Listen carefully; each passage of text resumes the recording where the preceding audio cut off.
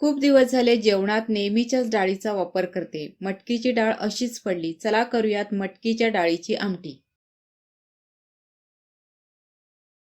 त्यासाठी मी 1 वाटीभर मटकीची डाळ घेतली. 1 चमचा शेंगदाणे घेतलेत. हे दोन्ही कुकरला लावून उकडून घ्यायचं. फोडणीसाठी तूप, जिरं, राई, हिंग, टोमॅटो, आलं लसूण पेस्ट. थोडं परतल्यानंतर त्यात हळद, लाल मिरची पावडर, गरम मसाला, धणेपूड, जिरेपूड, शिजलेली डाळ, आवश्यकतेनुसार त्यामध्ये पाणी टाकायचं, कढीपत्ता, हिरवी मिरची, मीठ. आता ह्या डाळीला एक उकळी येऊ द्यायची.